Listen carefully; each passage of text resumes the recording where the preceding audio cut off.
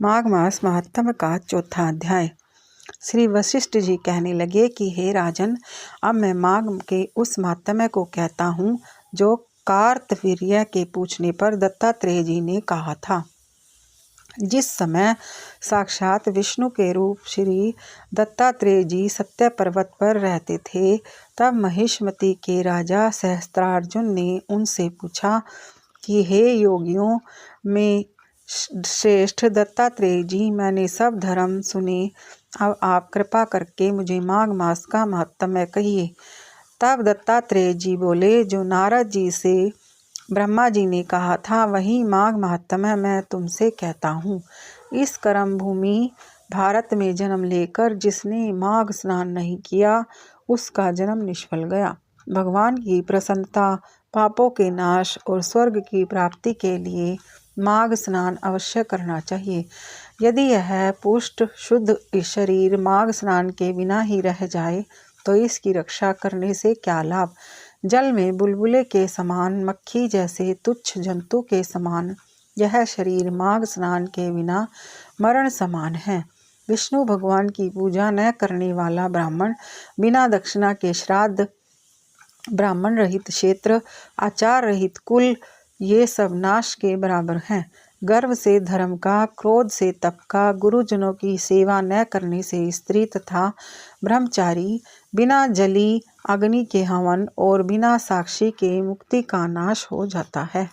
जीविका के लिए कहने वाली कथा, अपने ही लिए बनाए हुए भोजन की क्रिया, शूद्र से भिक्षा लेकर किया हुआ यज्ञ तथा कंजूस का धन, यह सब नाश के कारण है।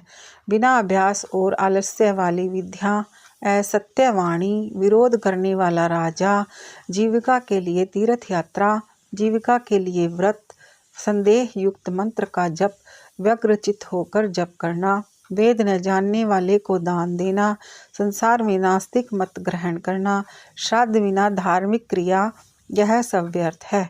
और जिस तरह दरिद्री का जीना व्यर्थ है, उसी तरह माघ स्नान के बिना मनुष्य का जीना व्यर्थ है।